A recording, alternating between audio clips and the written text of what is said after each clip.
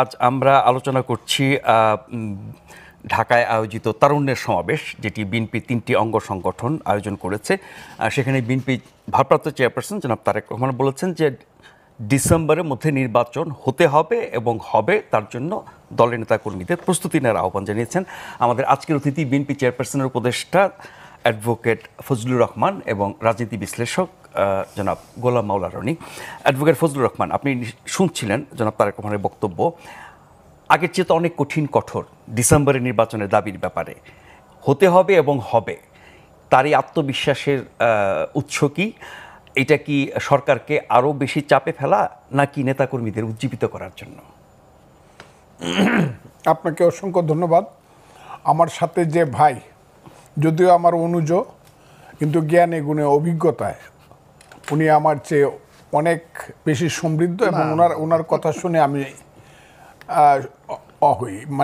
আমি শিখবার চেষ্টা করি বা বুঝবার চেষ্টা করি। আমার ভাই আর যারা আমাদের কথা শুনছেন, বাংলাদেশের সমস্ত সম্মানিত জনতা, আমি আপনাদেরকে সালাম জানাচ্ছি, আসসালামু আলাইকুম। আমার কথাটা হলো, এইটা কিন্তু উজ্জীবিত করার কথা না, এটা সাধারণ কোনো বক্তব্য না। এটা কি হুমকি? হুমকি না, এটা দলিল। বাংলাদেশ এবং তার রাজনীতিকে বাঁচানোর জন্য চ্যালেঞ্জ গ্রহণ করা। এই কথাটা মানুষ শুনতে চেয়েছিল বিএনপির কাছ থেকে। আমি কালকে একটা একটা ইউটিউবের বক্তব্যে আমি বলেছি যে বিএনপির নেতৃত্ব আগের রাত্রে কথা বলে মাথা উঁচু করে, পরের দিন আবার যখন ইউনূস সাহেবের কাছে গিয়া দেখে যাদের মন্ত্রিত্ব চায় না তাদেরকে ইউনূস সাহেব পাশে বসায়া, সেই সজীব বুয়েদেরকে পাশে বসায় রাখে। একজনও বলে না যে ও থাকলে আমরা থাকবো না।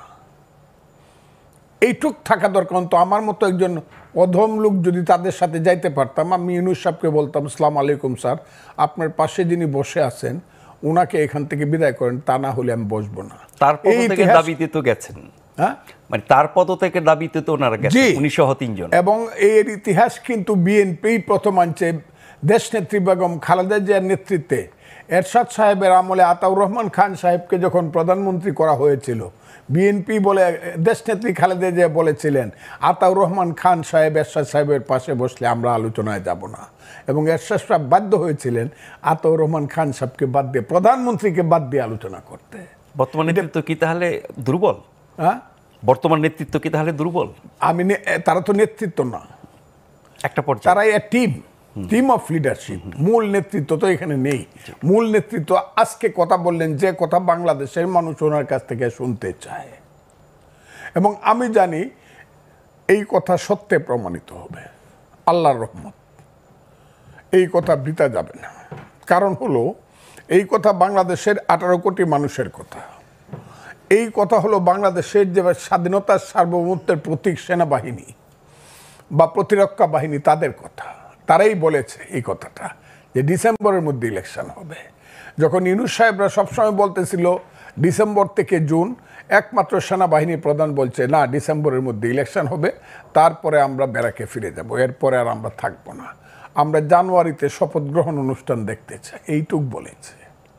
কাজে যেখানে সার্বভৌমত্বের প্রতীক প্রতিরক্ষা বাহিনী, সেনাবাহিনী কথা বলেছে, আর বাংলাদেশের সবচেয়ে জনপ্রিয় এবং মানুষের দ্বারা সমর্থিত দল বিএনপির নেতা জনাব তারেক রহমান যখন কথাটা বলেছে, আমার ধারণা এই কথাকে মিথ্যা প্রমাণ করার মতো অবস্থা কোনো দিনই হবে না। আল্লাহর রহমতে ডিসেম্বরে, আমিও বলি ইলেকশনটা ডিসেম্বরে হবে। যদি না হয়, এই কথাটা আপনি জিজ্ঞাসা করতে, যদি না হয়, এইটা আমি জানি ইউনূস সাহেব এবং তার সরকারের অধীনে আর কোনো নির্বাচন হবে না, অথবা তাদের কোনো সরকার থাকবে না। কিন্তু এত বড় দুটি শক্তিকে অবজ্ঞা কেন করছে ডক্টর ইউনূসের সরকার? সামরিক বাহিনী এবং বিএনপি, এই বড় দুটো শক্তিকে অবজ্ঞা করছে কেন ডক্টর ইউনূসের সরকার? ক্ষমতার ময়ূর সিংহাসনে যারা বসেন এই দেশে, আমি দেখছি আর কি, তাদেরকে আরবিতে বলে সুমুন বুকমুন উমিউন ফাহিউম লায়ারজিউ। তারা চোখ থাকতে দেখে না, কান থাকতে শুনে না, মন থাকতে বুঝে না। তারা মনে করে তাদের চেয়ে ক্ষমতাবান লোক আর নাই। এবং যে ভুল তারা করছে, ভুল বললে কম বলা হয়, যে অপরাধ তারা দেশের সঙ্গে করছে। এত অনিশ্চিত দেশ, আমার ভাইয়ের বয়স আমার রাজনীতির চেয়েও কম। আমি 61 বছর যাবৎ রাজনীতি করি। আমি 1964 সন থেকে রাজনীতি করি। 6 দশক আমার রাজনীতির অভিজ্ঞতা।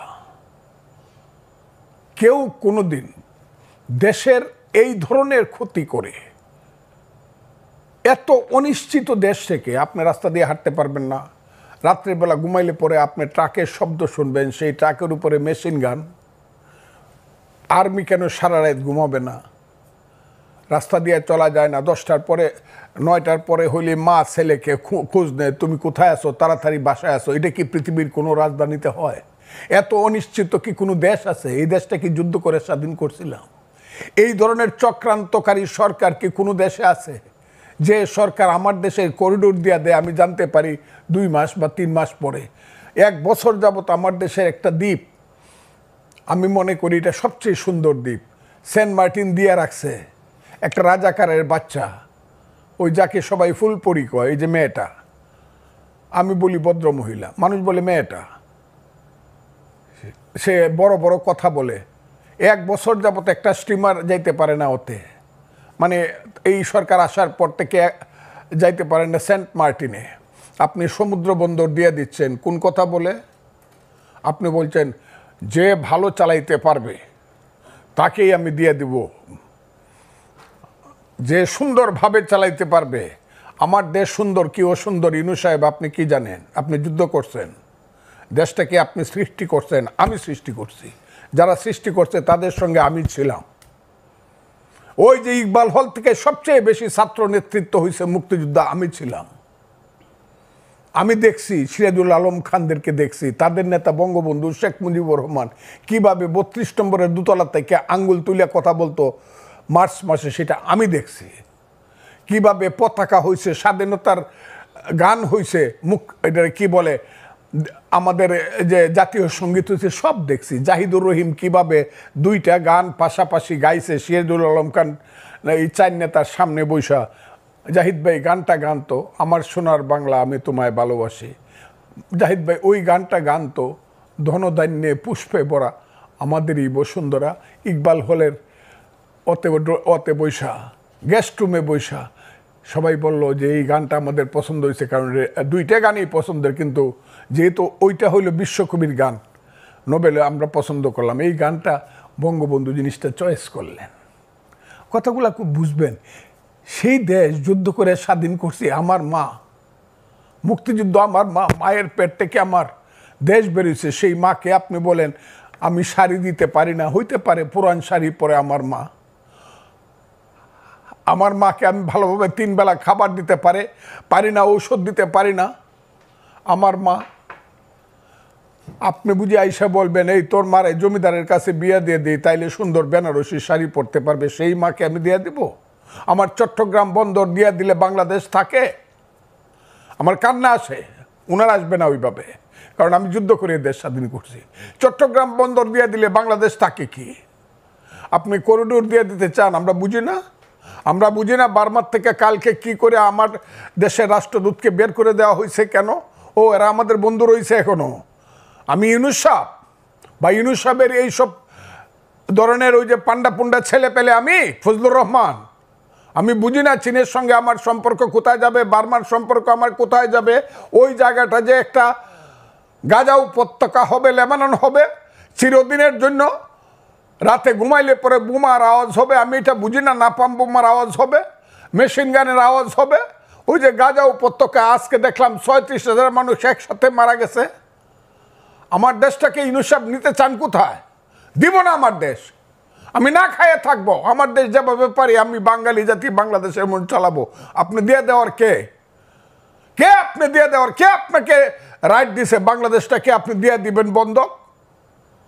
কেন দিবেন আপনি? কোন রাজনৈতিক দলের জিজ্ঞাসা করার প্রয়োজন মনে করলেন না,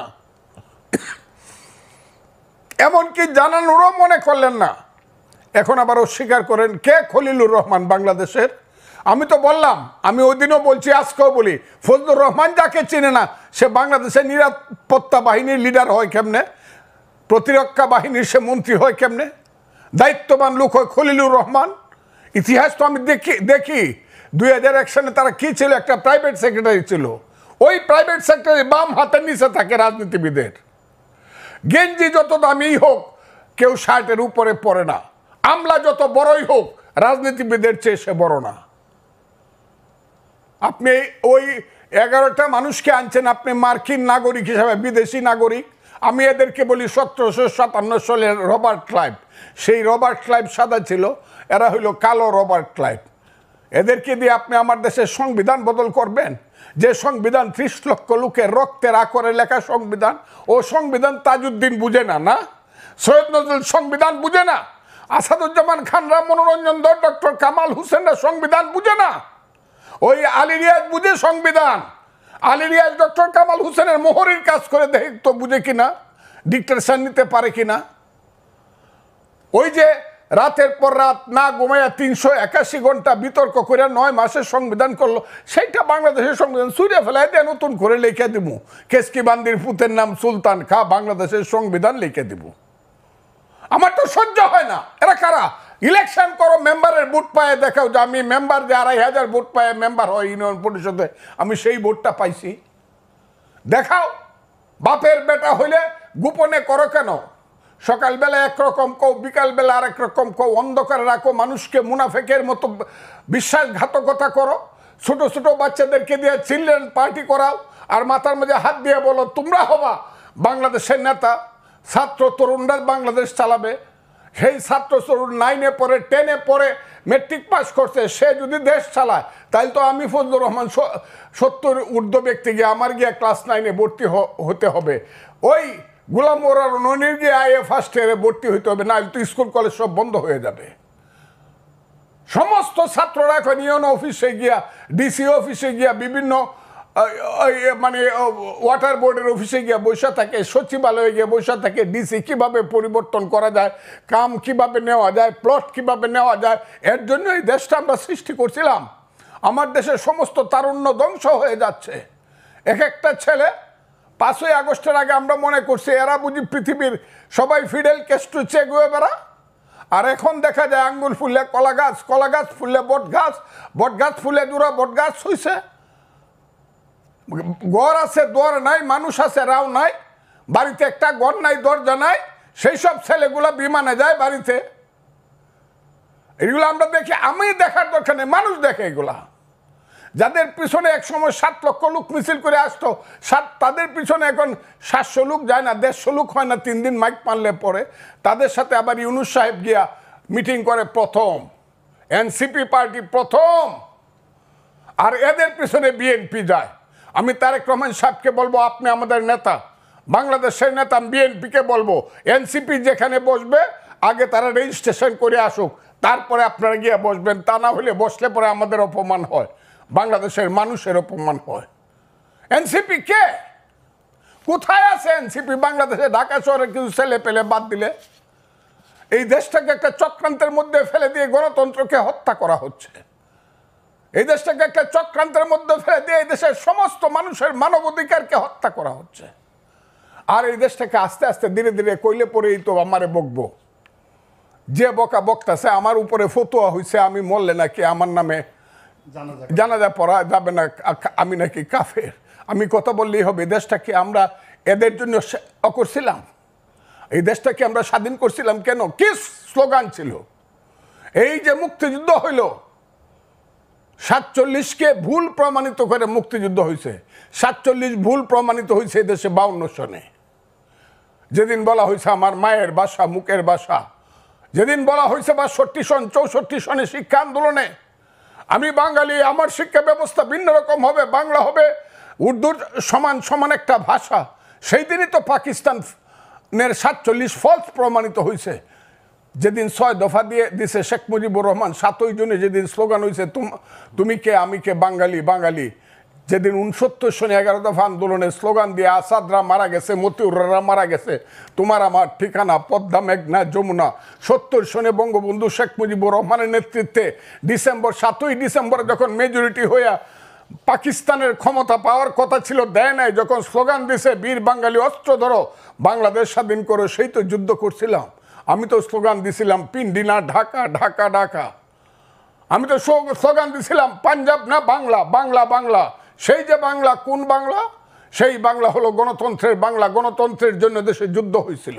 ইউনূস সাহেব বুঝেন, আপনি অনেক বড় মাপের মানুষ, আপনি আমার চেয়ে 10 বছরের বড়, আপনাকে আমি এমনি ব্যক্তিগতভাবে সেলিউট করি, কিন্তু আপনি কি বুঝেন গণতন্ত্র কাহাকে বলে, ইহা কত প্রকার কি কি? আমরা যখন যুদ্ধ করি, বাংকারে থাইকে থাইকে পাঞ্জাবির বুকে যখন ঠিকার টিপি, পাশের ছেলেটা যখন গুলি খায়া 5 হাত উপরে উঠে বলে মামা, মাকে তুমি দেখো, সেই মা পাগল হয়ে মারা গেছে। ইউনূস সাহেব বুঝেন মুক্তিযুদ্ধ কাহাকে বলে? সেই মুক্তিযুদ্ধ করে লাখ লাখ লোক শহীদ হয়েছে। আমি যে ক্যাম্পে ছিলাম, মৈলাম ক্যাম্প, বালাট ক্যাম্প, মেঘালয়ে, সেই মৈলাম ক্যাম্পে 50,000 শিশু এবং নারী মারা গেছে। অনেকে চ্যালেঞ্জ করে 3 লাখ লোক পায়, আরে 3 লাখ না, 7 লাখ লোক তো মারা গেছে শুধু শরণার্থী ক্যাম্পে। একটা যুদ্ধে খুলনাতে 18,000